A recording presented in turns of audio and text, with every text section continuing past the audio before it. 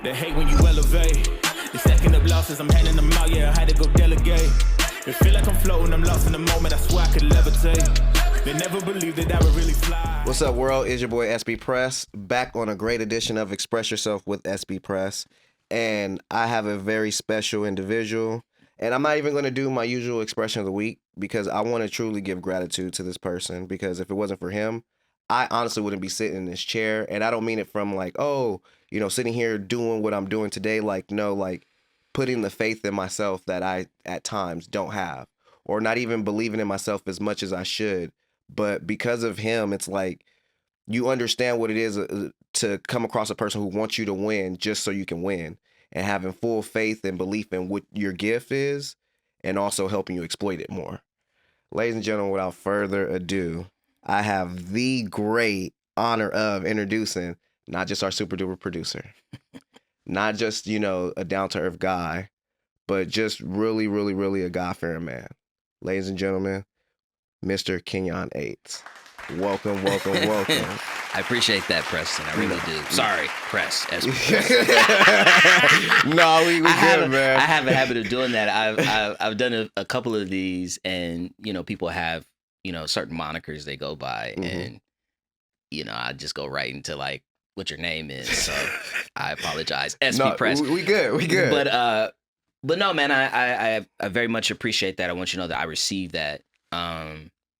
That is something that is, even still at the big age that I'm at, like, it has always been a very difficult thing for me to like fully receive credit or praise. Number one, because all praise and credit goes to God.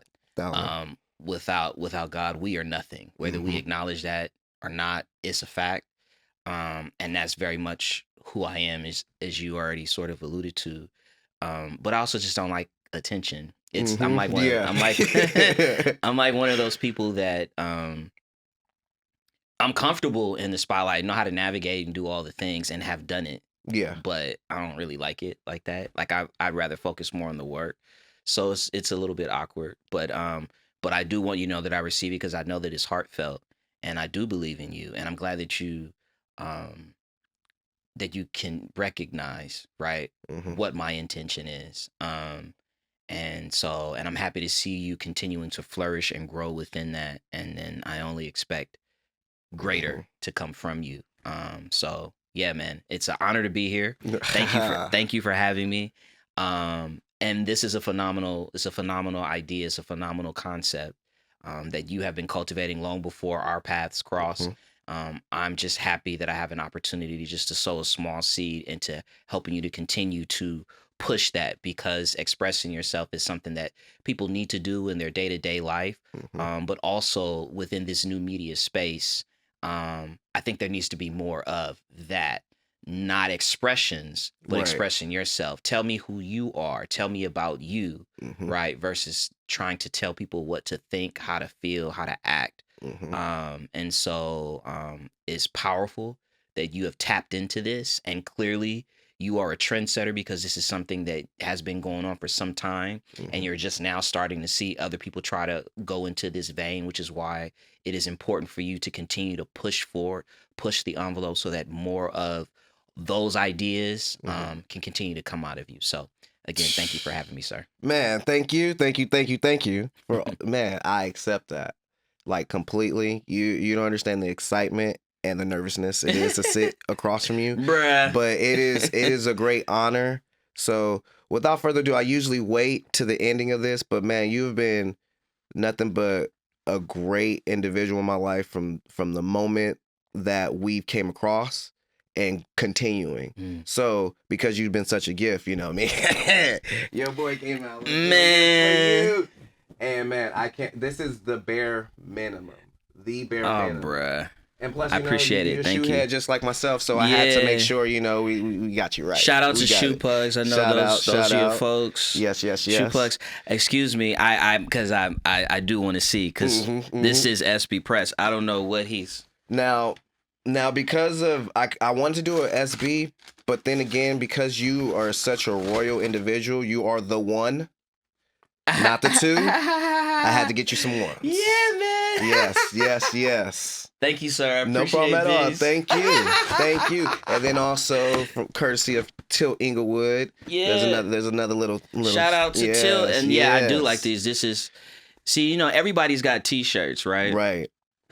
But, you want people that are going to make quality shirts. And the material on this is, so shout out to Inglewood Tilt. Mm-hmm. That's right. Yeah, and this is tight. If you grew up in the 90s, you know about Dare, the Dare program. I like this concept. This is hard. Mm-hmm. This is hard. This is for sure. I will rock this, sir. Thank you so much. No, thank you, and plenty more to come. The gift of giving is what I am. So. Listen, man, I appreciate it, and we'll put this in, and let's get to it, man. Absolutely. So let's start it off with how I usually start this, letting the listeners and viewers know where you're originally from and a little bit of your family upbringing. I'm from Inglewood. That's right. I, born and raised in Los Angeles, primarily in the 78th and 8th Avenue. So anywhere pretty much from Crenshaw and Manchester to Crenshaw and Florence, like I've lived there for my upbringing. I am the oldest on my mom's side. And so it was my sister and I. We were raised a single parent household. I am in a relationship with my father, which I'm happy to say, because he and my mom split when I was like 2, and I had no contact with him. And then I was blessed to be able to find him in 2018. And so on my dad's side, I have an older sister, and who I love dearly, and so that's pretty much siblings. They both have 2 kids, so I'm an uncle, which I love. But I would say a lot of who I am was shaped and formed by my grandparents. Again, on my mom's side, my grandfather is probably the single biggest influence on my life. And we got really close after my grandmother passed. My grandmother passed in 1998. And she was like my mom for real. Big mama. I mean, I love my mom. And the thing that I will always say about my mother is that, she raised my sister and I under the fear and admonition of the Lord, and really gave us the most important seed, the most important tool that allows us even today to navigate life. But my grandmother was like my mom. I think the best thing that I can say, the most heartfelt thing that I can say about her is that she never took who I was for granted. And what I mean by that is I was a good kid, by and large. And you can, deduce what that means. But I did all the things. And she always expressed how proud she was of me. And even in my life, present day, like, I know that people appreciate, who I am, what I do, what I bring to the table, whether it's personally, professionally, whatever the case may be. But it's almost like the feeling like it's kind of expected. So, those things can be overlooked, and that's fine. Like, I don't need credit or praise from other people to validate who I am or what I do. But it's noticeable when it happens. The reason for that is because I didn't have a lot of that. And the one individual that always gave that to me was my grandmother. So when she passed away, that was definitely difficult for me. But then it sort of opened the door for my grandfather and I to get really, really close. And they were together, but my grandfather was very stoic, very quiet, very standoffish to himself. He was definitely a God-fearing man. But I think watching the experience of his wife, his high school sweetheart, pass away, it definitely opened him up from a vulnerability standpoint. I also saw that his relationship with God intensified after that. But then it just also allowed us to really connect. And, my grandfather definitely was an acquired taste, especially within the family. But I just sort of understood, and I think it was really God sort of like putting my heart and my spirit in the right posture and position to actually receive from him. Mhm. So there really wasn't a lot of back and forth that he and I had. It was more so just me listening and laughing. When I had questions, I would ask, but a lot of times you didn't have to ask. He was the type of person you didn't have to ask him a lot of questions Mhm. to get answers or to get insight or wisdom. He was willing to share if you were willing to listen. Yep. Um, and so that really, has shaped me a lot. And I would say, family wise, like that's pretty much a family story. But yeah, I mean, I've always lived in LA, in the LA area, and love it. There's no place like it. At all. I have been blessed to, travel around the world and do different things, and I like to travel.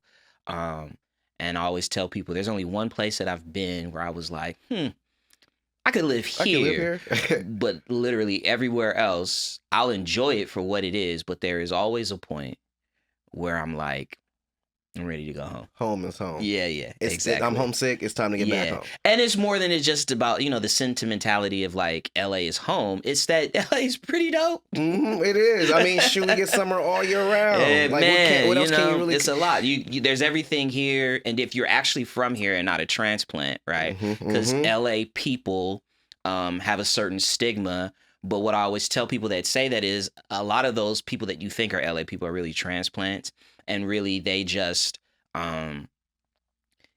they've adopted a certain personality or a certain nature because they think that that's what it means to be in LA. But when you actually meet someone that's really from LA, it's a very different experience, different individuals.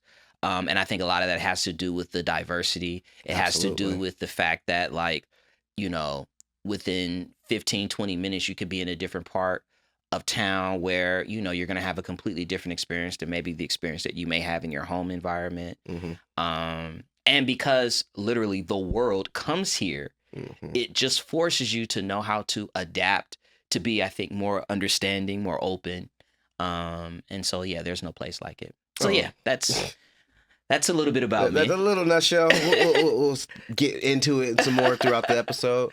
But you definitely mentioned the importance and the impact of having God in your life, right? When do you remember the age that you were when that seed was planted? 8 years old. There we go. Absolutely. Yeah, because I done some research. I know you know it from beginning to the end, backwards, forwards. You are that guy. So, like, again, like when it initially came upon you, as far as the spirit.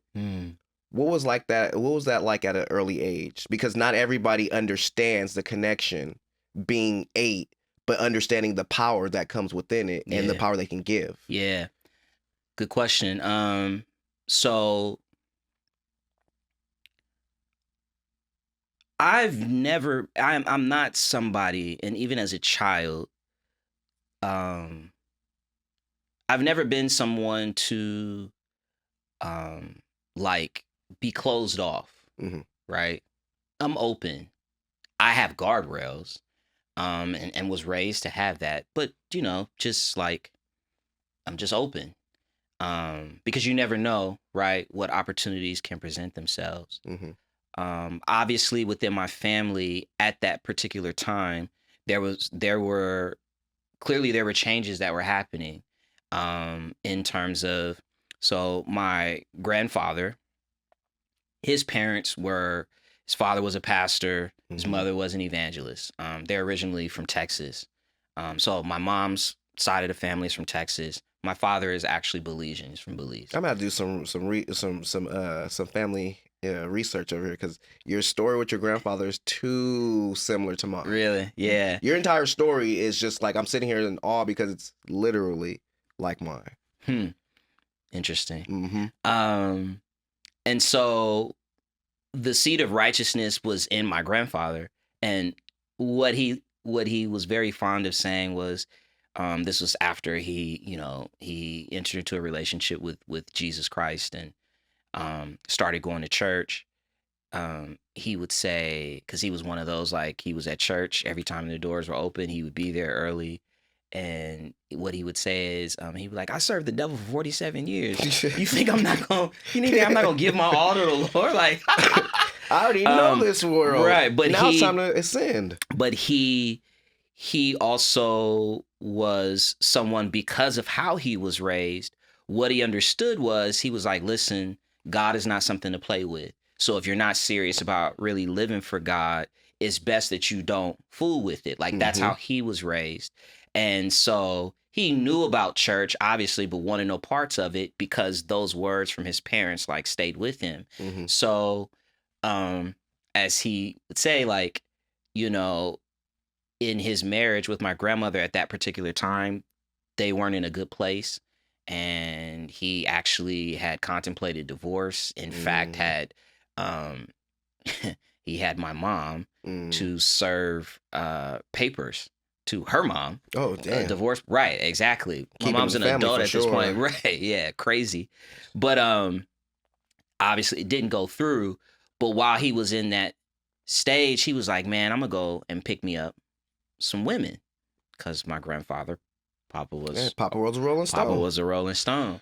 And so this particular church was notorious for, like, all the things, like really good music, you know, good choir, a lot of famous people going there, and a lot of good looking women, apparently. So he goes on a mission. And the first Sunday that he goes, God visits with him. The real mission. The real mission. And he gets saved and comes home and is a completely changed individual. And it took my grandma, his wife, about 2 months before she was like, let me go to church, because I'm trying to figure out, why is he, like, going to church every Sunday, and, like, I'm seeing this change, but it's not adding up. Because I mean, like, literally, you know, my grandparents, you know, some of my fondest memories growing up was, like, they were the party house.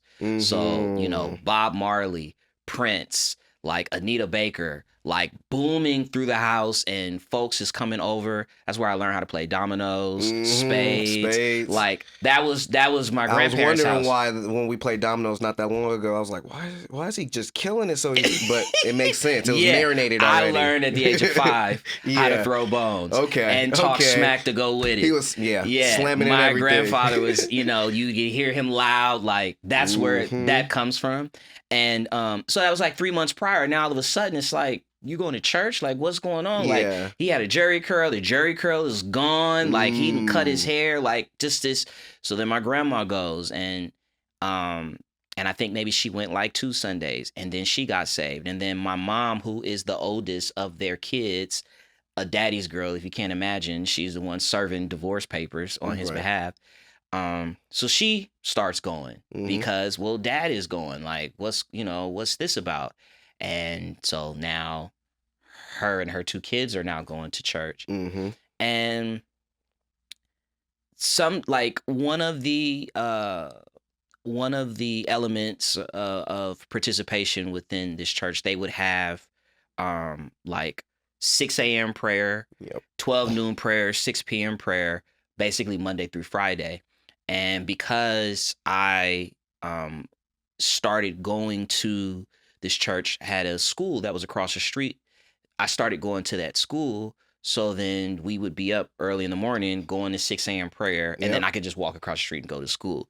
That prayer service was just as much about childcare logistics as it was about actually going for prayer. And so being in that environment, that's where I learned to pray. And not to pray what I was hearing other people pray, but like just to, in a very sincere, open way. And that's why I started answering your question by talking about how I am an open person. Again, have guardrails, but I'm open. And so started praying, and so that was one part of it. And so with this prayer service, they pray for about an hour and 15 minutes. And then someone would read a scripture or 2, and then that would be the end of it. And one day, mind you, I'm 8 years old. but I'm small. You don't know that I'm 8. You probably think I'm like 6 or 7, Yeah, right? he's telling my story too. Mind you, Excuse me. I was also advanced, right? So I skipped 2 grades in elementary. So at this particular time, I'm in the 5th grade. So I'm 8 years old in the 5th grade. And they were probably just trying to be cute or whatever. And they were just like, young man, do you want to, pick a scripture and read it? Just just randomly. So I did. And immediately as I started to speak, like you could tell, and I had been accustomed to this because I had done speech competitions. Um, I just I knew even if I wasn't fully conscious of the extent of the ability, but an ability to speak, to put thoughts together, to be articulate, especially um, at an advanced level for my age, they were all shocked and amazed. Like, and so then it was kind of like the minister that was running the prayer session. I remember he was like, I picked a scripture. This is probably like my 3rd or 4th time doing it because then it started to kind of become a thing. And so maybe like the 3rd or 4th time he asked me, he said, what do you think that means? And I just began to speak and tell him what I thought the verse meant. Um, and really it wasn't about what I thought, it was actually God speaking through me. And that was the beginning of my life where God began to use me to deliver his word to people. This is the first time that I've talked about this publicly. Yes. If you know me, you like, and when I say know me, like grew up with me, these are things that you know. But yeah, I was a licensed minister, and I began to preach to adults. Like, yes, I would do like like the youth services or whatever, but like churches, I've flown across the country preaching.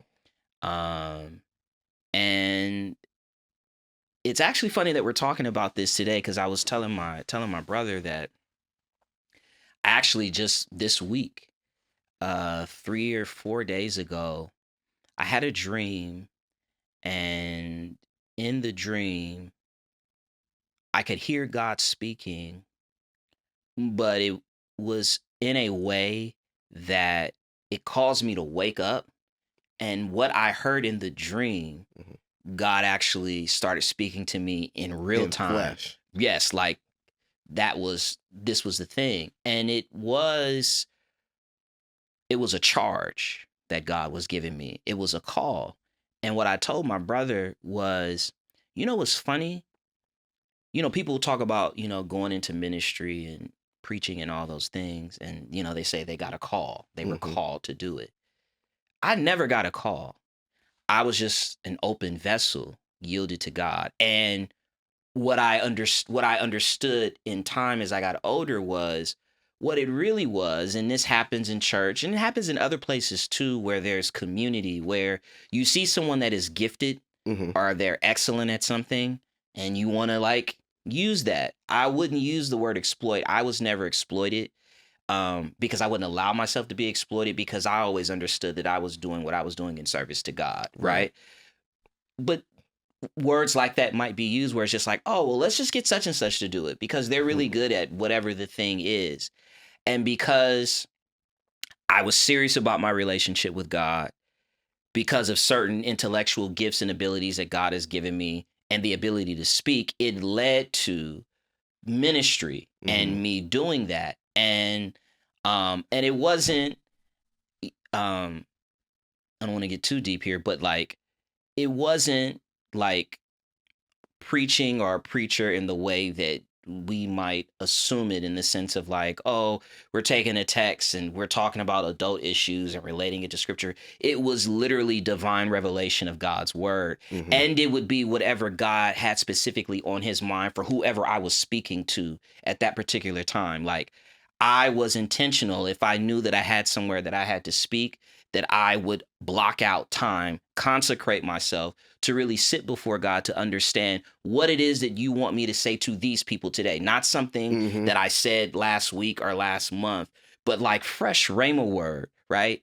And that was my ministry. That was how I ministered. So, but I never got a call. Mm. I wasn't called to do that. And I always hated when people would call me like, oh, the little preacher or the little minister or whatever, not because I was ashamed, but because I knew that wasn't it. that wasn't what I was. I'm just a vessel that God is using. But that's not what I'm supposed to do. And as I got older, like getting into high school, I started to realize, no, the gifts that God has given me and all the things that he's going to bring me into, they're bigger than the four walls of the church. Absolutely. Again, don't want to derail the conversation, but like you look at where the church is today, the church culture is today. And if you talk to people that knew me then, that I was in close relationship with, they would tell you that I said that this day would be here. Because to think that the creator of the heavens and the earth needs his creation to come into a building in order to receive him or to have access to him is nuts. Right. Right. And ministry is about going outside of the four walls. So that was something that I understood. And throughout the course of my life, I thought that would look like different things.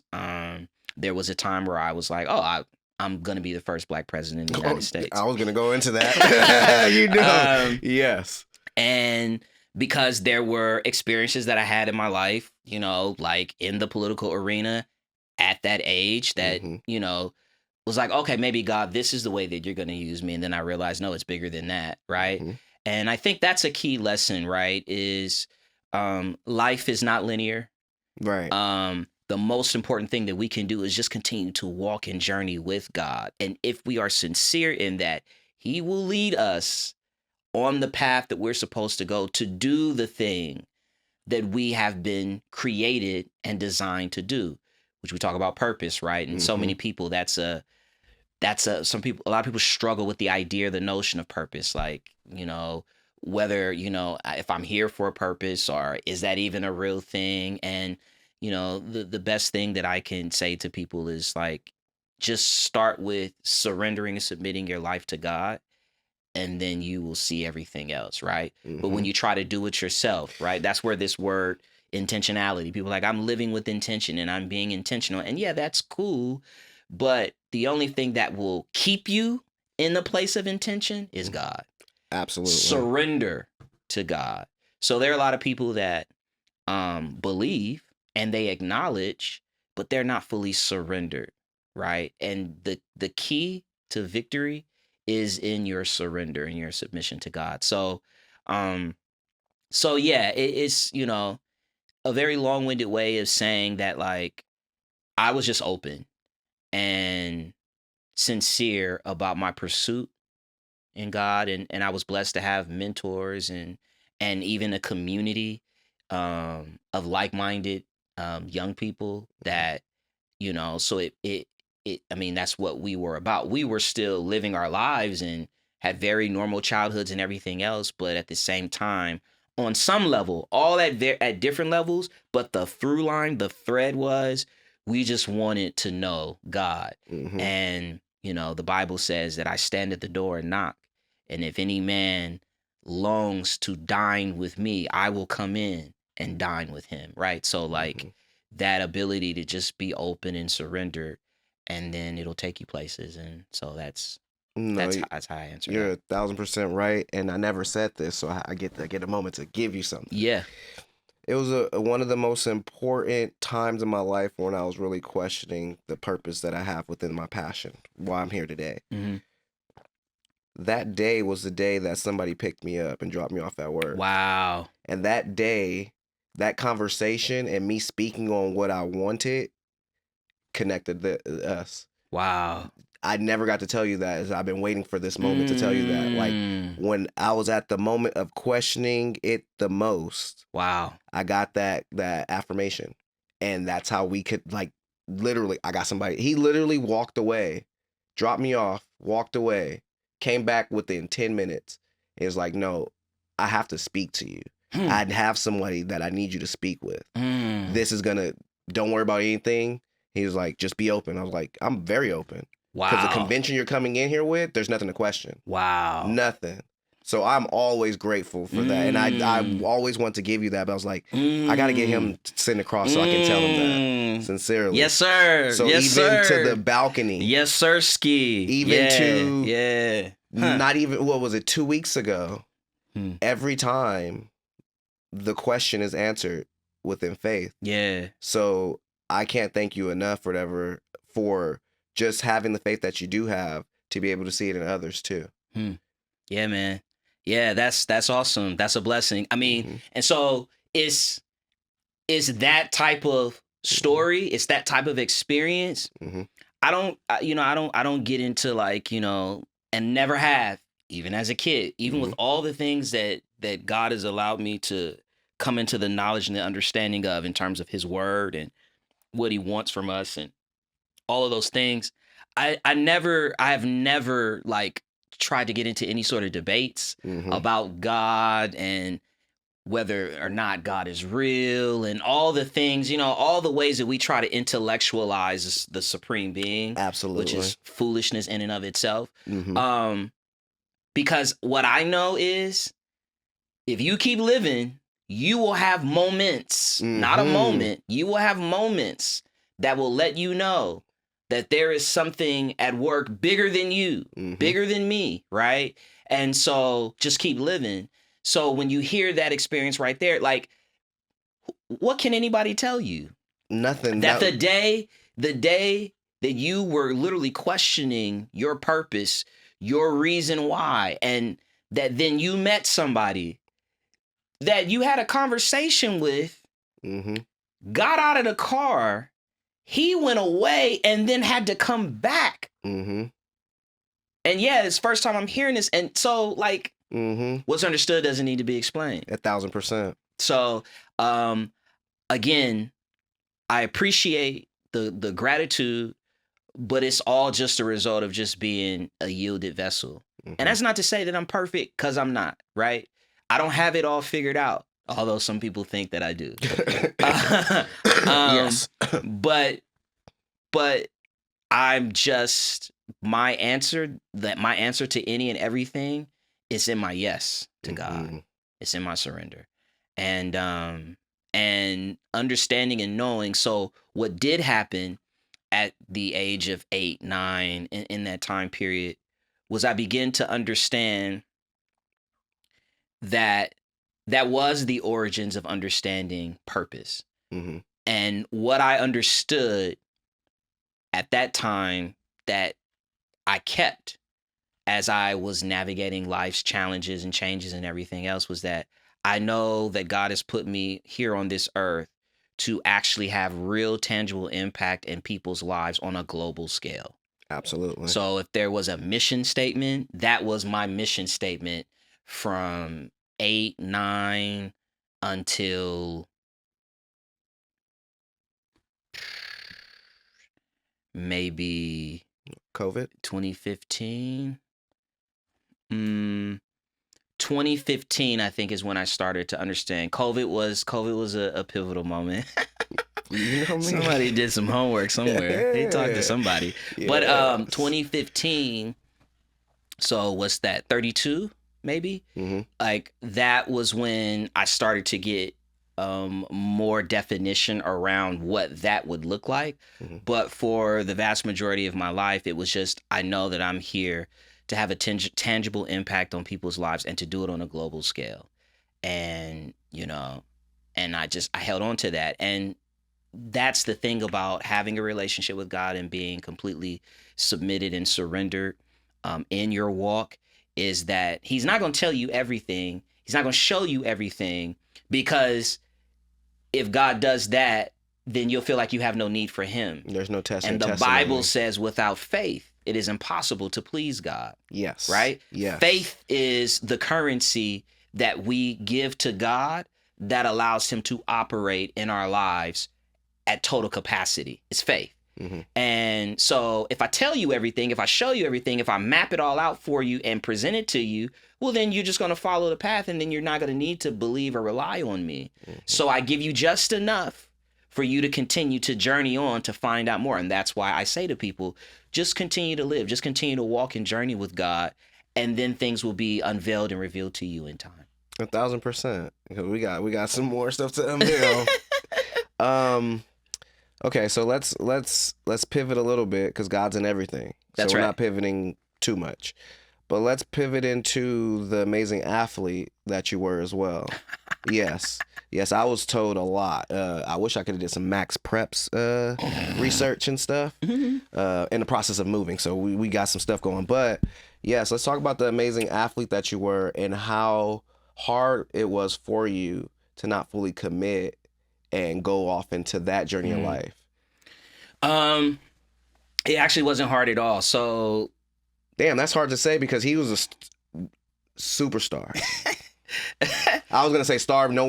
Someone told me nah. He was a superstar.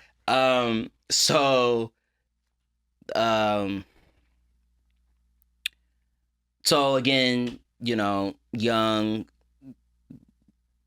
I played, football, ran track, basketball. Like I did all the things, which is funny when you hear like some old heads, retired professional Hall of Famer athletes, right? And they sort of bemoan how like all the athletes of today like just like play one sport and they do it year round and you get burnt out. And I also think like in certain sports, that's why there is the preponderance of injuries because you're working literally the same muscles and ligaments over and over. Exactly, over and over again because you're not diversifying like your sport portfolio. Right. But that didn't used to be. It used to be that our best athletes, when they were kids coming up, played everything. So I was one of those kids. I loved football. Track. I ran track from the age of 5 years old all the way to like 10th grade. And I was like, I'm done running, period. I think that if I hadn't been skipped ahead, if I was in my proper grade for my age, I probably would have pushed to continue to do sports even, into college or whatever.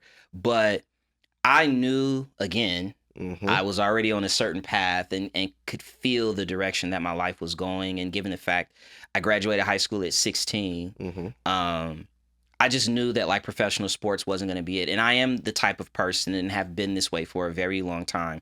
Again, purpose, right? The reasoning, the rationale. If I'm not doing things that like have a very specific benefit or upside to it, as it were, like, yes, I like hobbies and will do things from time. I'm a human being, right? But by and large, if I'm going to invest my time, effort, and energy into something, it's because I believe that there is going to be huge upside to it. Yeah. And I knew like professional sports that wasn't going to be my thing. So my senior year of high school, got the opportunity to be student body president. And I just was very focused on wanting to like have like specific impact in my school, being in that position. The two previous student body presidents also played football, and they didn't really do anything that first semester because they was focused on football in the senior year, right? Yeah. But I had very specific things that I wanted to, was focused on making an impact, legacy, those sorts of things. Not to mention the summer going into my senior year, and this is a little bit of where like the whole president of the United States comes from. I had some experiences through the American Legion, where I basically participated in a few summer programs that took me away from, summer camp, passing league, all those things. One was in DC, right? One was in DC. Okay, you're just making sure the homework is right? Yes. Yeah, so I had the opportunity to meet the president at that time, which was Bill Clinton. Had a moment with him where I basically told him in the Oval Office, I'm going to be sitting where you're sitting. And he laughed and he was like, oh, I told JFK the same thing in 1960, whatever, when he was in the same program that I was in. And so, those were very formative experiences that just kind of let me know, like, I know my life is going in this direction. So, the sports thing is just, it is what it is. It's a passion of mine. I love sports, love to watch it, love to talk about it. Started a company behind it, all the things. And and then I'm competitive. So I love to compete. You know what I'm saying? And like to break somebody's will is like a thing. Not like personally. I need to stop like shadowing certain characteristics in myself. I feel like I still be tiptoeing around stuff, and it's like, no, open, be out there. So then, and I posted this clip just yesterday, be open with others so then they can be open with you. Yeah. And so like that's real right there. Like if you dim your own light, you'll never be able to shine. That's correct. Absolutely. So, I enjoyed all those things, but and I mean, I was, I did superstar. I did good. And then okay, so to take it from being, on the gridiron, on the tracks and stuff, but to be able to start a company within sports. Because again, if it wasn't for COVID, I don't think we'd be sitting here. No, there's nothing to think. I know for a fact. I'm talking about you were before Bussin' with the Boys. You were before Pat McAfee. You were before a lot. What inspired and how did that journey even start? Yeah. So again, I said earlier that life is not linear. Right. So you gotta, if you have given your life to God and are truly in a place of submission, He sort of leads you. And so professionally, I started out in nonprofit, and then was like, I gotta make more money. Was able to get into the tech industry. And sort of, that was the basis of my early professional career. He's a tech genius, ladies and gentlemen. But yes. Product marketing, product management, product development, business development. And then from there, I was able to do consulting in that space. So I was very familiar with what was happening within the tech industry and technology. New media, which is the formal term of podcasting and what space that it lives in, originated in like 2005, but not many people were doing it. It wasn't that popular. You had like true crimes, was really, and then like news publications, which podcasting is really just today's radio, right? So what the radio was in the 40s, 50s, and 60s is what podcasting is now to some extent, but now with cameras, it's evolving and thus new media. So 2015, I'm in between projects on the tech side, and I'm in a group chat. I think we all know we are all in group chats. One of, I'm not in many group chats, but this one that I was in, we were all guys that, built up friendships. It doesn't even really matter like this, but we're friends. It's a group of us. And 90% of what we talked about and what we still talk about today was around sports. And it was always very interesting because we'd have very spirited discussions, opinions, prognostications, and we would be right on a lot of stuff. And also, like, we just had a good vibe, right? Naturally funny guys and all the things. And so I was like, and people would say to us, like if they got around, like maybe like it's 5 guys in the group, maybe 2 of us are out somewhere with other people, and you'd hear the 2 of us have a discussion, and then somebody else would be like, man, you guys should like talk about sports, like, whatever. And then me personally in my own life, I have heard that since I was a kid, because I would be the kid, I'm reading the newspaper and I'm reading the LA Times, but the first section that I'm reading is the sports section. And I'm like memorizing the box score. So I know stats. I know who the top scorers are. Like I can talk shop and also tell you what I think is going to happen. Like, again, precautious is the word that I would use to describe like my childhood. So not just in terms of, ministry or spirituality, but information in all things, information. Exactly. And so I had heard that. So I was like, maybe there's something that we can do around podcasting, where we can sort of capitalize on like all of this good information and good energy that we have. But again, as I just said in my previous answer, I'm not interested in doing things just for the sake of doing things. Right. And at that time, even in 2015, certainly we see it today where literally everybody's got a sports talk show and a lot of them are ex-athletes, which was something that I was cognizant of in 2015 when thinking about wanting to start this company, because I'm like, all right, well, we definitely have to take a different position because it's not like any of us have actually played these sports on a professional level. Right. And as more and more ex-professional athletes come into this space, They're going to have that leverage. they're going to have that leverage, that credibility, as they should. So what can be our angle, one, and two, could this actually be a viable business? Like, I don't just want to do this just to be doing it. Like, is there potential? Well, started to think about like, okay, well, what does the NFL, Major League Baseball, and the NBA all have in common? Well, they're all looking to grow their brands and their fan base overseas. So the idea, the thought was, why not create content focused on targeting that emerging fan base? And maybe we can get in the front end on something, right?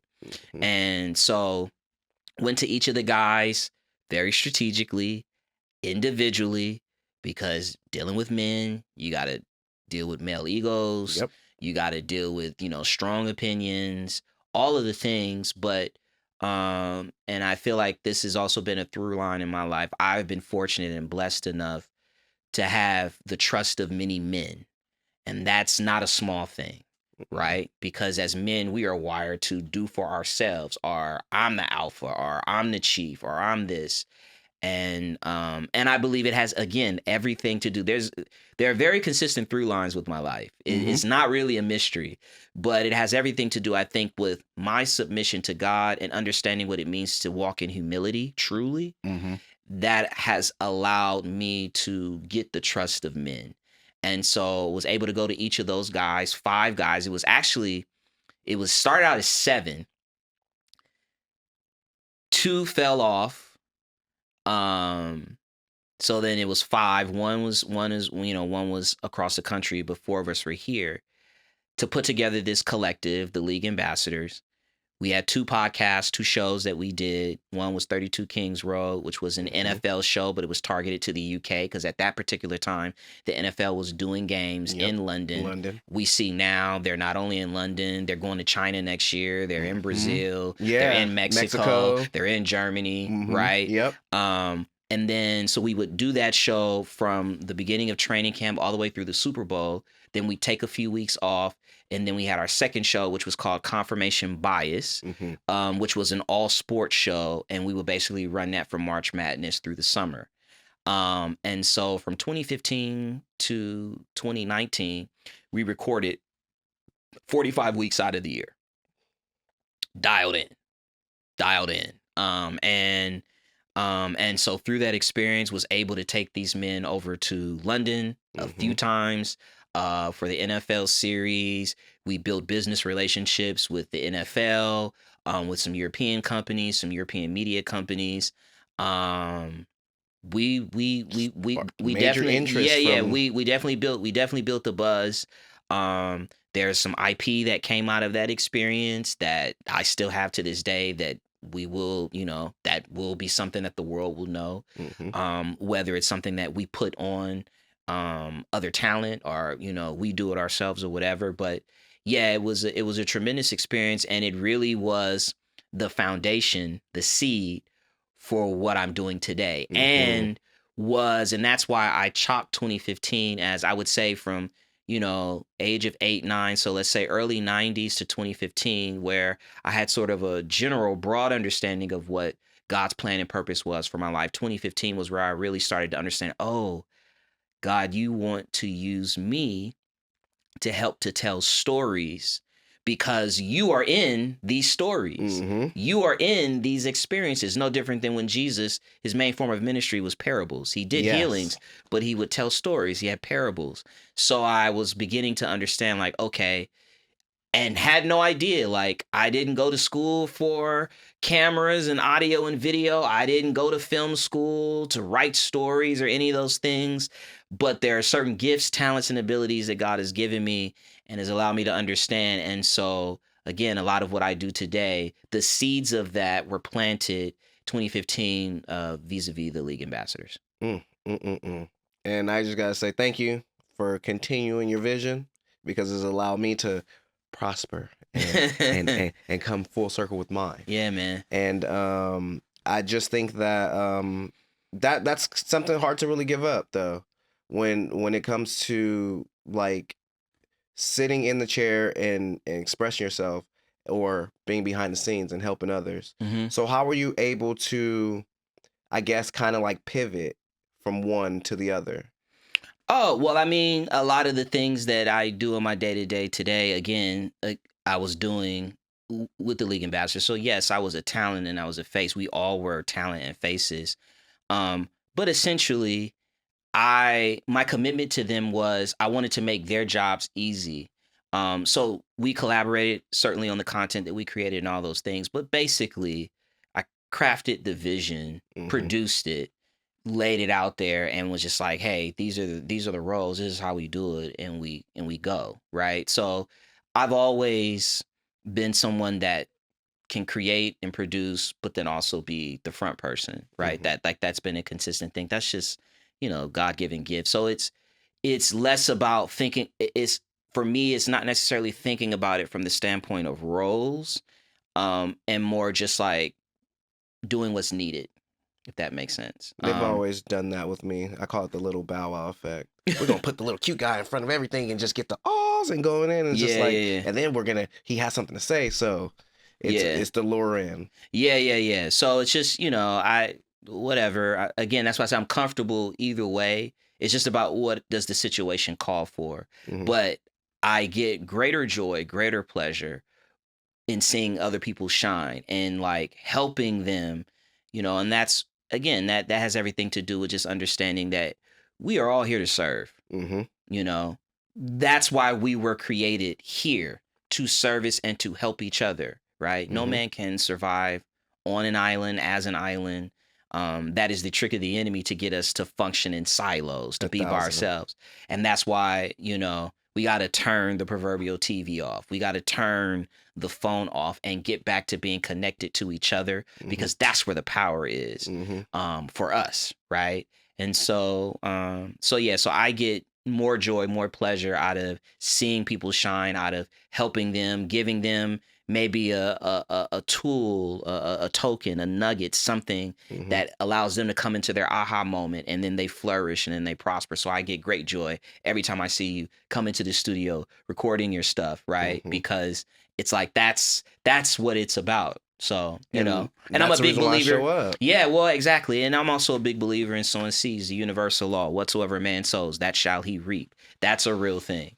I'm telling you, this man has been speaking life into me since the day it all came about, and I'm going to continue for you guys to seek out individuals of knowledge. Please do, because I can tell you, everybody that I've brought through here, first time is always, I need you to meet someone, and it's going to impact your life. I know it because I'm getting hit up. I just got hit up last night about it.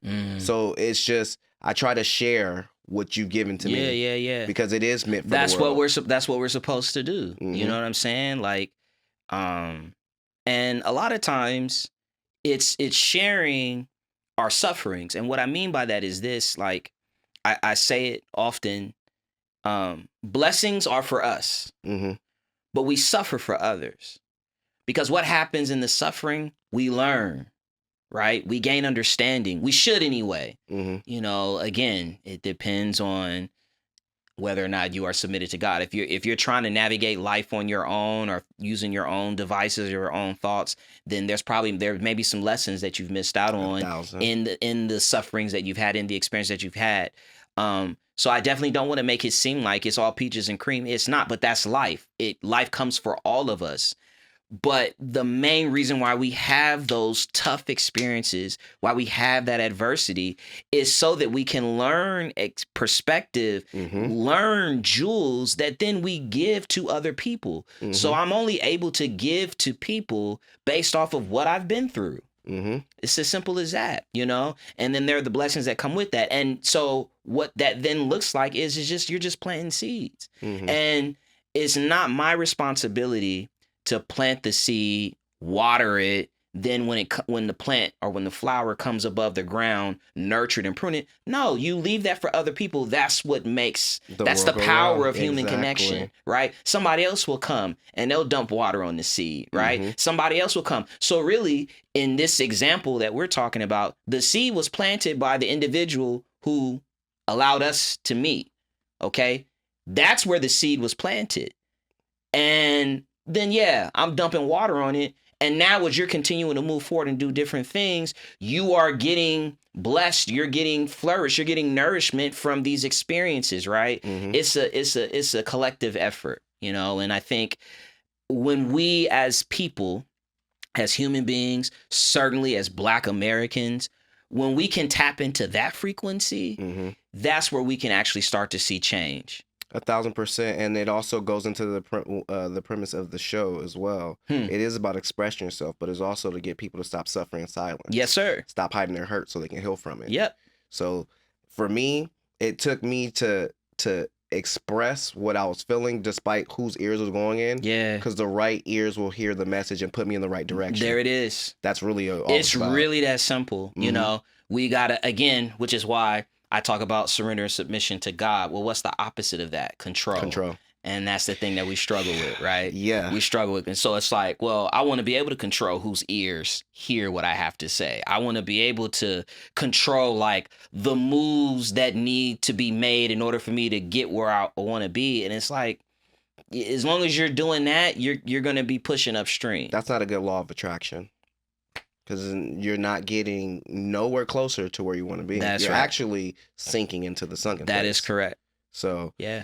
Before I sink more into this episode, I do have an amazing segment called Blast from the Past, where I do some some digging, and for this one I won't give out the source, I won't, but definitely want you to elaborate these moments in time and how they are still important today. A lot of people fail to realize what you were still makes who you are to a certain degree. True. So, let's start here with the young tenderoni. The young tenderoni. Oh, man. Smile's the same still, bro. Smile is the same. And still the great energy that will light up any and every room. Like, oh, man. So this is where it all starts. This is West Angeles Christian Academy. That's the flat top. So I definitely went through the S curl phase, the texturizer phase. Which the only reason why I liked it was because the smell of the pink oil moisturizer. It's funny. I was having this conversation with Humble. Yeah. 2 days ago where I was just like, it was only because he was talking about my hair. He was like, man, your hair really grows. He was like, you should just grow it out to a fro. And I looked at it like, it's crazy. It's like, bruh, that's that other half of you talking. But, so the flat top lets me know for sure. This is during the S curl phase.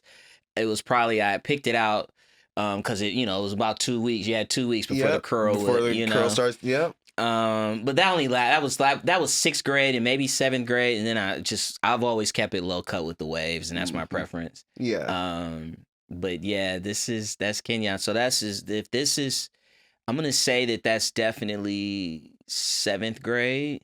I feel like that's beginning of the school year, 7th grade, and so then that means I was 10. I'm 10 years old here, and yeah, man, just couple years into your faith, man. Yeah, for sure. And just, but just still a kid, just living life. This is I was cooking niggas. Young tenderoni. I was man. Man. That's funny. Yeah, formative. Yeah, for sure. 1,000%, man. Like ties. He was already prone to that. I mean, that's the uniform. Yeah, for sure. That's the uniform. But but yes, growing up in church and then going to a private school where you got a uniform. Yeah, like you definitely have certain sensibilities. Like I definitely knew what a cummerbund was, an ascot was at this age. Just whatever. But you just hit on something that I don't think anybody ever has asked anybody. But you said private school. Yeah. But you also done public school. For sure. Because you talk about the benefits of both. And what would you say is more beneficial? Man, I mean, education is changed so much now compared to certainly then. I think, the classic answer is private school is good, because you have a community and you're able to sort of spread your wings, do different things, and it's a bit of a safe environment to do that. And I definitely think that there is value in that. But staying in a private school, I feel like that's just not the real world. Right. You're And sheltered. You're sheltered, exactly. And so you definitely need to have that, um, adjustment, or that experience so that you can make that adjustment. I think that, again, the world is so different now. Uh, then certainly private school versus public school was viewed in the sense of like education and educational resources that were available to you. The irony is you probably still had better educational resources in a public environment than you did in a private environment, except for those elite private schools, which I think is still true now to some extent. But I think they're both important. They're both necessary. Okay. Yeah, this was a necessary photo. I had to, ring out. But I'm gonna be doing some jumping. Then now. Yeah. Right. Boom. We're here now. We are here now. Yes, sir. Talk about the importance of the brotherhood you guys have, the impact that the Network Studios has made, and the vision for it future-wise. Because I know I'm full part of all of it. Again, as I mentioned earlier, like I've been blessed to be able to earn and retain the trust of men, of Black men. This is another example of that. So Les was actually one of the league ambassadors. So that was really where we got to, really develop a professional bond and relationship. And then Tyrone, which is his family, we got connected because he was looking for something to like be a part of in that way. And so we were able to, come together. And really the network studios, so I won't tell the full story, but I'll just say the network studios is where the league ambassadors, where we recorded. So, and I was able to maintain a rapport relationship with the gentleman who actually started the business back in 2012. And in 2023 he, was catching up, and then he just sort of casually mentioned that he was going to sell the business. And I said, well, if you're serious about selling, I'm serious about buying it. Because I knew a few things. One, I knew that the potential of what this brand could be was completely untapped. But that there was a good foundation that had been laid in place, and it was positioned to be built upon in a very extensive way. And I knew exactly the things that I would do to add to it to get it to where it is now, and to the point of your question, where we are going. So knew that I wanted to add an original production element to this business, because why not? We have all the things that we need here creatively from a resource perspective to start to produce and create our own original content. And so we are doing that. Socially Acceptable, which you and Miss Corey Renee, it's a very special, the show is what it is, but just you guys really were the first, and yet another example of men, women that just trust, put their, believe in me enough to like pursue a vision, to make something that is bigger than what we are, like bigger than ourselves, and to really go and to obtain greatness. And so we've got that original production piece, but then anything that I do, anything that God blesses me with, I'm always thinking about how can I take that and give it back to my community and in service of God's people, really. And so I knew that a nonprofit element would be important. And so we got that through the New Sound Initiative. And then we gonna get there. And then ultimately, we're going to put this in different markets across the country, which is what I am extremely focused on right now, because we are at the point where I've added all the different revenue channels, all the different levers are in position and are pulled, and we're ready to grow and to scale and to expand. And what I recognize based on my practitioner experience, being in business, working with startup tech companies, mid-size, even large scale, is that the vision has to, if you if you are the bottleneck for the growth of your business, then your business can't grow, right? And so I have built things up, but it's now time for these things to move beyond me so that I can Yes. move higher and ascend and continue to push the brand and the business And forward. creating more opportunities And for others like you do. That's exactly right. So that's where we are. That's what I'm focused on. And my partners are walking with me in that. So very blessed to have both Les and Tyrone. And Jalen Daniels, by the way. Jalen Daniels, that's right. That's right. Yes, sir. Get starting quarterback. I just want to say, because I do have a thank you when we get to that point, but like, thank you guys for taking the opportunity on you guys really created a diamond. Instead of pressure, pressure either bust pipes or makes diamonds, you guys created a diamond, unpolished. And I'm just working on my craft so I can shine. Yeah, absolutely. Sincerely. And that's what it's about. Since you're going all around the world, get used to this face because that's where it's going to. Yeah, no absolutely. matter what. Absolutely. Yeah, no, for sure. I mean, that's what it's about, right? Like you embody what it is that we are building, both in terms of Black voices, but all voices, but just also like content that is different than what we normally see, hear, and consume, right? Particularly in the digital media space. And also just affording the opportunity. Like, there are a lot of people in this world that got great ideas, great thoughts, but they just don't know where to go. They have nowhere to put it. And that's why we're here, so that you have somewhere to come to grow your idea, even just to try and to do something. Like, not everybody that comes through the door, not every client of the network studios is going to go boom, right? Or go viral or whatever. And some people don't even have that aspiration. Some people just do it because they love to do it. They do it for network. They do it as their form of community.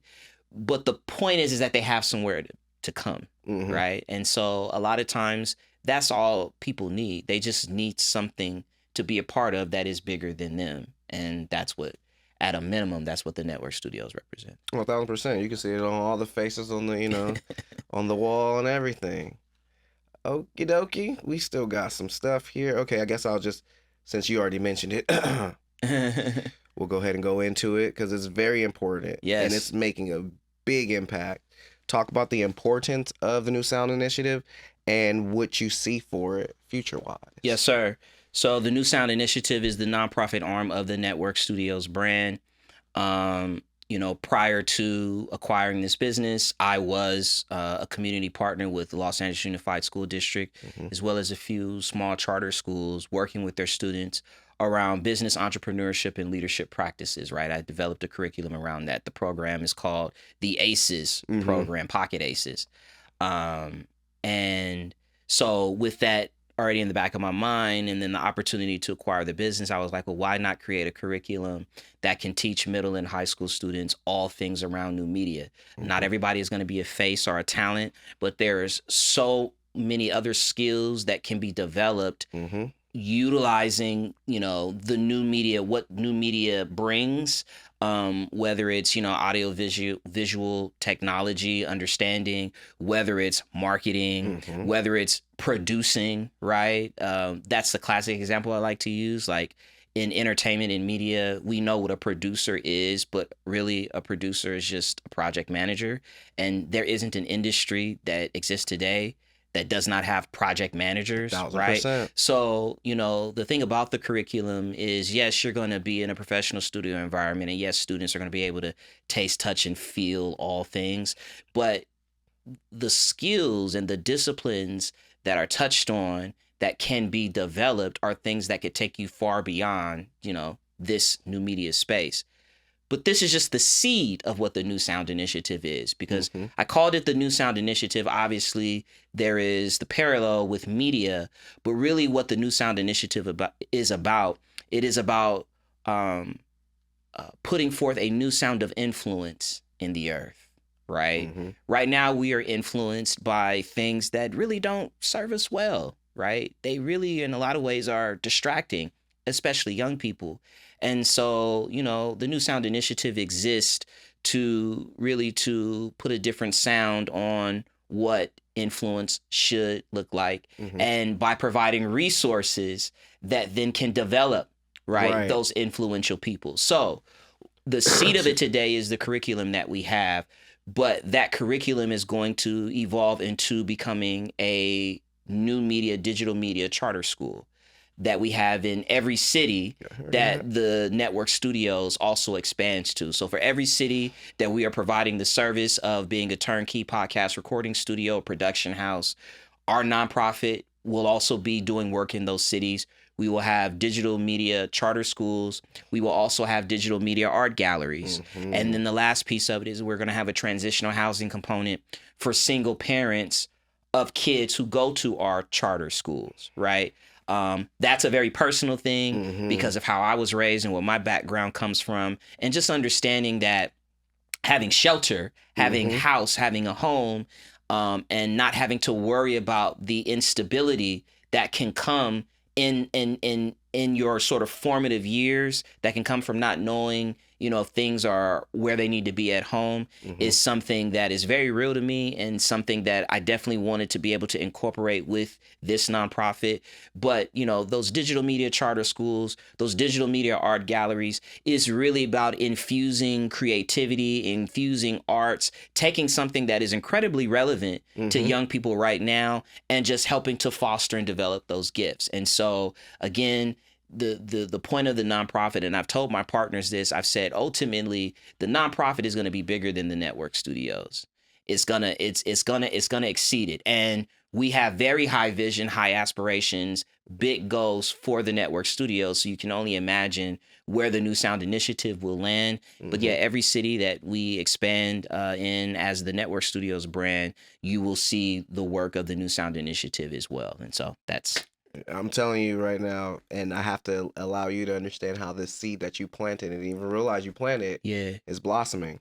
So I came across some individuals and stuff, and I definitely want to connect you with them. Souls for Souls, a nonprofit that wants me to come on because of the shoes. Yeah. But it's just that had it not been for me fully, embracing my passion for what I do and my purpose, I wouldn't be in the position for these things. So thank you. Yes, sir. Because literally you don't realize the power that you have. God is good. Yeah, all man. the time. Yeah, man. No, I appreciate that. And that's what it's about, right? And people, you'll hear people say that, right? Oh, you don't even realize. It's not for us to realize. It's just for us to do the work. Right. Again, one man plants the seed, another man waters, but it is God that gives the increase. So I'm not worried about the increase that happens in other places. I'm just continuing to focus on planting the seeds or watering or wherever I come in within the process. Ultimately, God is the one that gives the increase. So I don't realize it, but I appreciate you for sharing that, because it is inspiration, it is fuel. And again, that's what we are here for. Not to be, trite or cheesy, but that's what this is about. That's what the human existence is about. So I'm happy to hear that. And yeah, man, I'm excited about what is to come, both for the network studios, the New Sound Initiative. Definitely check us out. And I'm actively looking for investors. We've got the paperwork, we've got all of our financials, but we are going to, I'm telling you, take this in different markets. And so if it's something that you're interested in, you want to be a part of, definitely look us up, get in touch, because we're on the move for sure. I definitely have somebody else also. Shout out to our boy, Kevon. Yes. With the Wins and Lessons That's Foundation. Right. So good brother. Definitely just, connecting more dots and stuff and creating more opportunities for others to create for others. So that's what it's really about. That's what it's about. Absolutely. And since I got more opportunities here to share, let's do this. I was going to say this for the last. This is wild. But I don't know how you got this picture. This is wild. Yes. I'm going to just go ahead and take these high praises as a journalist. I'm gonna take those. Yeah, in. man. But yeah, man, like that. This is definitely one that's crazy. This smoother than butter, cooler than the other side of the pillow. Peep them boots. I definitely do. I peep everything, man. The same, brother. Talk about this right here, because when I got this, I'm like, I don't know if I even if I even want to let this out, but I have to. So let out what this moment means to you. Oh man, this I want to say, I could be wrong. I mean, it's been some time, but I want to say that this is within the first, has to be within the first 12 to 18 months of my family, like getting saved and going to church and starting. Because I feel like this was like, I don't know, like in the parking lot of like Convocation or something like that. But that's my sister. Oh man. Yeah. I love her so much. I'm so proud of her. She's raising two, dope boys. Again, life is not linear. Her journey has not been, prototypical, but God has guided her to amazing heights. She's actually wrapping up her dissertation, and she's getting ready to be a doctor in like family services, and I'm excited about the work that we're going to actually do together because of based off of her research and what she's doing. And this is her. I remember I used to do her hair, or try to do her hair anyway. Which is funny. And my mom always be like, "Boy, you don't do girls' hair." You ever have those days where you just mad, you just like... No, I didn't do that. And at this point, she was sweet. At this point, she was like my little doll. At this point, as you can see, like I got my hands around her and like holding her hand.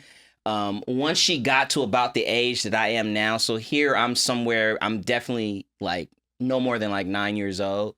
When she got around that age, because there's about a 4 or 5 year difference between us, like 7 to 9, then she didn't like me very much. She was also competitive, so she'd want to like play sports with me. Yes. And I never would let her win, and she would get so mad. And but that's my dog for sure. My therapist actually now. But yeah, this is so you can't see pictures cut off, but I'm pretty sure that's my mom. And then I think that's my aunt that's over my right shoulder. But this is definitely a family photo in the parking lot, some church parking lot somewhere. And yeah, man, I mean, I got my Bible in my hand. Yep. Yeah, he about that For word. sure, that word have I hidden in my heart that I might not sin against thee. That's a real thing. But yeah. That's I don't know how you got this picture. This is a picture I was just like, how?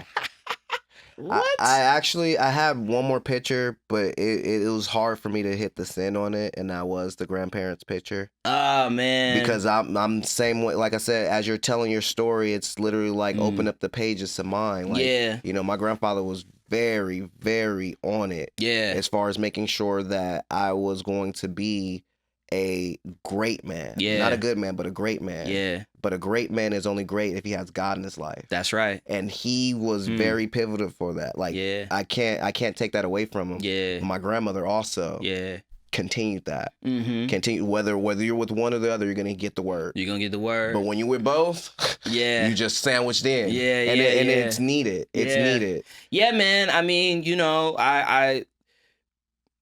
I won't say that I learned what love was from them, but their story has always been something that has stayed with me. Again, that was, he described my grandmother as his first love, his only love. They were together from like the age of 14, had my mom at 16, and is in Texas. And then, he comes out here because he got in trouble in Texas, and he had to come out to LA. And he again, I know the story like the back of my hand because he talked about it so much. But he came out here with $2.50 in his pocket and some jeans in a brown paper bag. And he was like, when I told my mom that I was leaving, I was gonna hop on a Greyhound bus And he said, I told her, I'm going to LA, and if I don't like it in LA, then I'm going to Washington. And the joke that he used to make was he's like, I didn't know at the time that there were two Washingtons. But he came out here, and then my grandmother, she ended up getting married, had 2 more kids. She worked for AT&T phone company. And what she used to do was she would put my mom, who was their only kid, and the oldest, she would put her on the phone with my grandfather while he was out here. And he would have conversations with her. And then eventually he would send for my mom to come out here in the summer, and she would be out here during the summer. She was a teenager at this point. And he used to talk about how, he loved when she came out here, but he hated it because she'd always run up his phone bill, because she'd be back home talking to her boyfriends back home or whatever on the phone. And but when she would come out here, she would tell my grandfather, her dad, just about how hard life was for them, because my grandmother was in an abusive marriage, emotionally abusive, physically abusive. And my grandfather said that it would hurt him. And he said that, during that time, he would pray to God, and he'd be like, God, if you just give me one more chance with Leary. My grandmother's name was Leary Johnigan, Leary and Vernon Johnigan. And so he would pray. He'd be like, God, if you just give me one more chance with Leary, I promise I will do right by her. And eventually the time came where my grandmother got a divorce. And when she got the divorce, he was like, come out here. You bring my daughter, bring your kids. And he raised all of them as a family, and they were raised as a family and started their life out here. So there are elements of my life that even right now that I'm facing, that I'm dealing with, that like have me to harken back to that story. And so there's just, God works in mysterious ways. But that is my first example of family, of stability. Not perfect by any stretch of the imagination. In fact, the fallout of which I still see remnants of even to this day. But definitely growing up in my formative years, like a lot of what I know in terms of what a stable home life looks like originates during this time. So special picture. No, 1,000%. And with that being said, I would say within myself and my life and stuff, I understand that way to the point. I used to say we're a little dysfunctional, but very unconditional. Like, we come with dysfunction, but it's unconditional. That's like a tagline for like a TV show. We're a little dysfunctional, but we're very unconditional. Trust me. Yeah, that's good. I was definitely a commercial guy with my grandparents. For sure. Yeah. Hence is why I redid the Everest commercial for the podcast. That's funny. We got that, and then we are here. Now, usually, I don't really try to get anybody to, sit across from me and talk about me. Really. Yeah. But it's not really about me. It's about what we have together. And this, look at that picture, is fire. It's man, like I can't forget this day ever. She was already there, which is funny. There before us. Yeah. Like she was early. She did get there early because she had her makeup right, artist exactly. there, so it goes into it. So yeah, we got you. You funny. But Corey, he said that, not me. He agreed though. He agreed. But no, all love, always, Queen. Man, to sit here and say that you had the vision of this before even putting this together is scary, because every person that sits across from Corey and I puts that same thing that you said from day one. So it's just like, there's nothing to question. But my question is, how did you know? I didn't know. God did. There we go. Like, you've had me talk now for over an hour about myself. Yeah. And right, so like I don't really have to say more to that, because if you've been listening to my story and the things that I'm saying, it only goes one way. Mhm. So again, I don't take credit for any idea, any vision, any whatever. Like, I'm just a vessel. Mhm. Yes, I have certain gifts and talents, and those things have been cultivated and developed through experience. And I'm not knocking that at any stretch of the imagination. Is there a specific blueprint that I'm running relative to socially acceptable? Absolutely, but just how the two of you guys came together, Mhm. right? That had nothing to do with me. That had everything to do with God. Without going into too much detail, the gentleman that Preston is talking about that brought him to me is actually Corey's brother.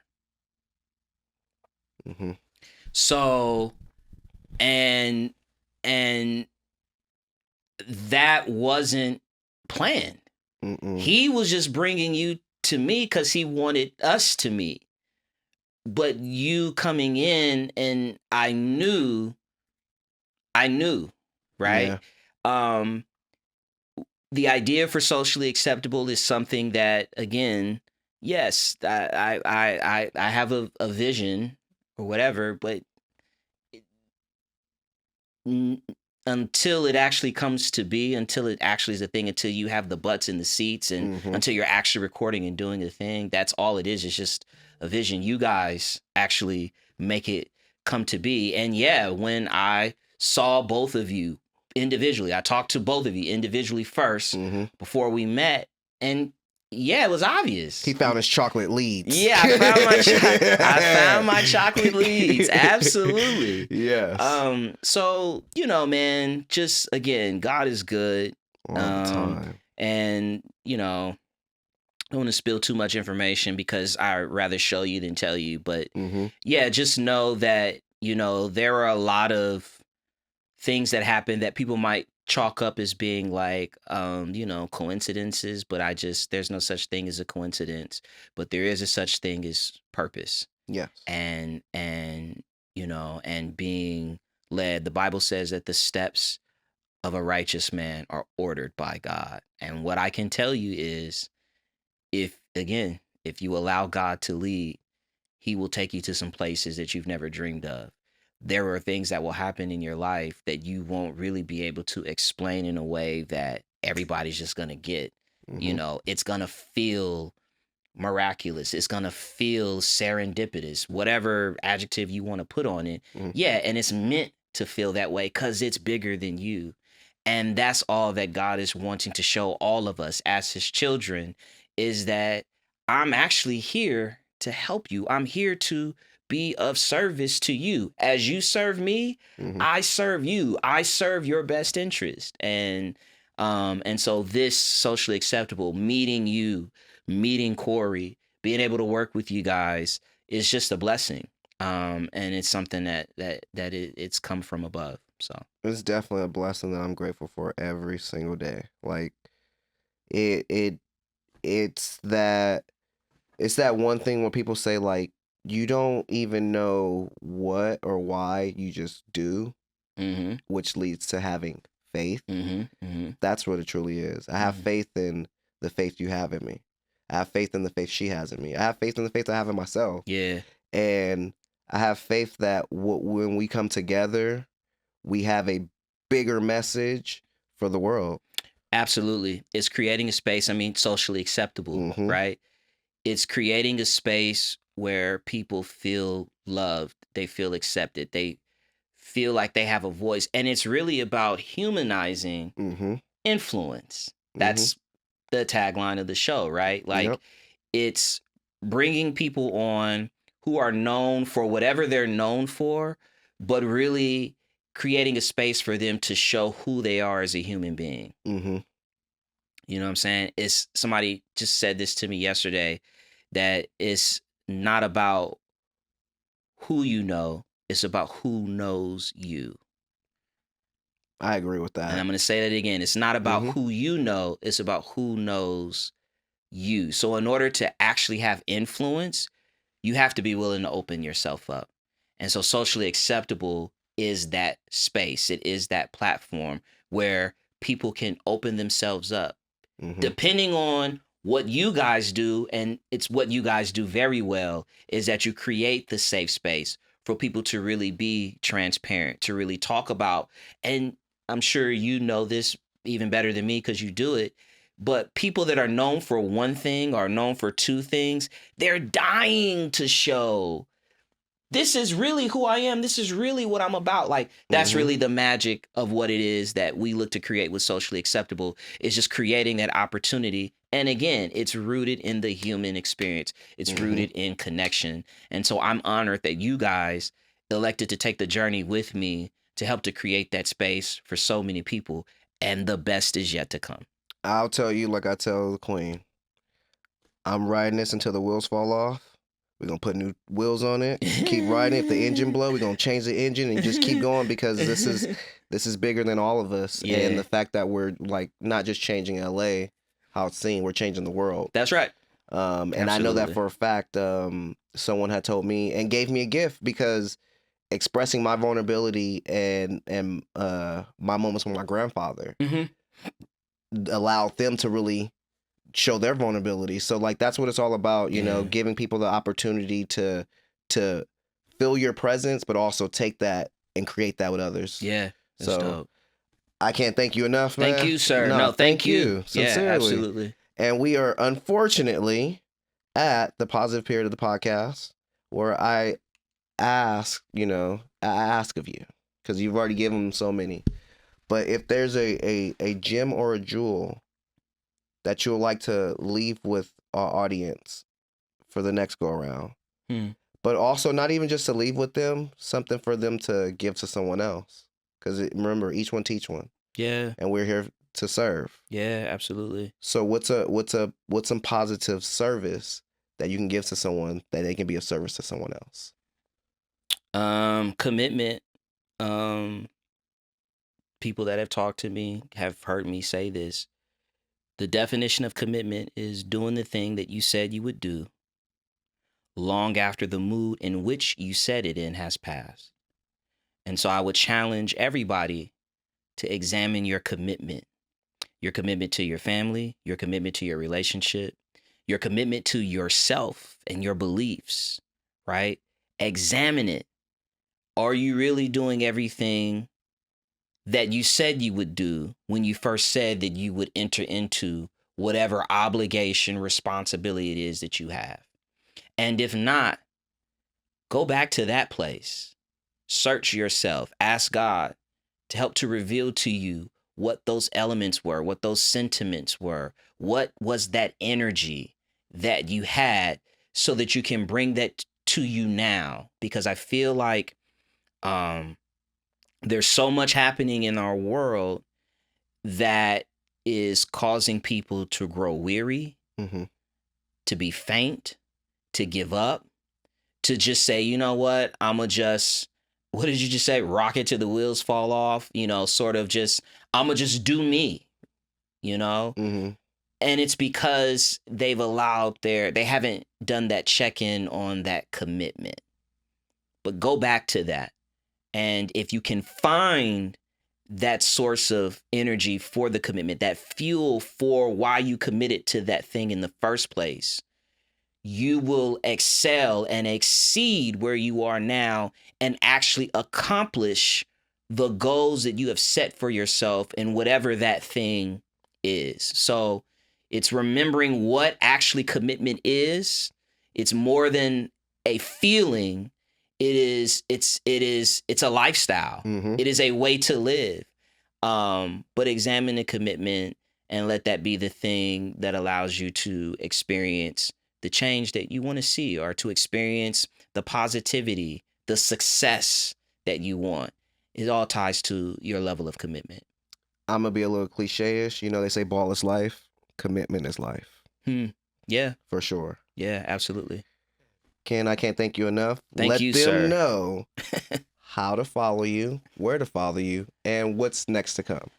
Because, I know you love the kids. We love the kids and stuff like that. So at the Network Studios, please go follow at the Network Studios. at the New Sound Initiative. I mean, I don't know why you'd follow me. Kenyon. He's a social person, not social media, but yeah, I'm I like Yeah, that. I'm that's- social. I'm not social media, but Kenyon D8 is my IG. And I'm all things about the network studios, and as I mentioned earlier, actively in the capital raising seed round of fundraising. I don't want to say fundraising because that's not really what it is. It's about capital. It's about investment. I'm looking for investors so that we can scale this brand across the country. But yeah, I mean, I'm focused on the original content that we're creating, the New Sound Initiative. Blessed to say that we're partnered with 6 different entities, 4 schools, 2 nonprofits, where I'm working with kids, and it's me doing this. I sort of hesitate to say that because it's like, yes, I'm doing the nonprofit. Yes, I run the studio, producing original content. It's a lot of me, which is why we need to scale and expand and grow. But it is. So I'm touching the kids. I'm working with the kids. Pause. You're right. Yeah. Thank you. It's funny because my silly brain. Well, no, my silly brain said pause in my head. Like, that's crazy. But I'm like trying to be focused. Yes. But no, I go to the kids weekly. Muslim day school, charter school, public high school, 2 public high schools, elementary school, and then we've got 2 organizations that bring kids here on the weekends and working with them. So that's a huge part of what I do as all things. So yeah, I'm not hard to find. And Preston, thank you again for this opportunity. Thank you for the gift. Thank you for, again, the gratitude. And, Jesus said, when you've done it to the least of them, you've done it unto me. So everything that you do, you're not doing it for people. You're actually doing it in service to God. And there's a great reward that you are already experiencing, but there is greater to come because of your service to God's children. So take heart, be encouraged, and thank you again. No, thank you. This, I have to say, is my very, very, very best episode. And I mean that full-hearted, and it's nothing, no disrespect to anybody that's been sitting across from me. Everyone's had greatness, but it's like, it's the voice of God that I'm hearing. And that's the true greatness that I'm seeking. So like the fact that every time I speak to this man, I feel closer and closer. That's what I mean. No disrespect to anybody, but it's just giving respect to this man that I get the luxury and pleasure of, even if it ain't about nothing. Yo, what you doing? Nothing. Okay, I get that. So thank you guys as always for tuning in. Make sure you tap in every Taco Tuesday. Hit that like, comment button. Well, no, like and subscribe button. Leave a comment down below. Thank you to my proud sponsors, Shoe Pugs, King's Vision, also Self Love. I'm gonna need some more love to show up here. And thank you, Ken, for just believing in a kid from Compton and just continue to ride the wheels. Yes, sir. Of this ride. Appreciate it, man. Thank you for believing in me. No, straight up. Can't stop, won't stop. See you guys next Taco Tuesday. Hate when you elevate. You're stacking up losses, I'm handing them out, yeah, I had to go delegate. It feel like I'm floating, I'm lost in the moment, I swear I could levitate. They never believed that I would really fly. I had to go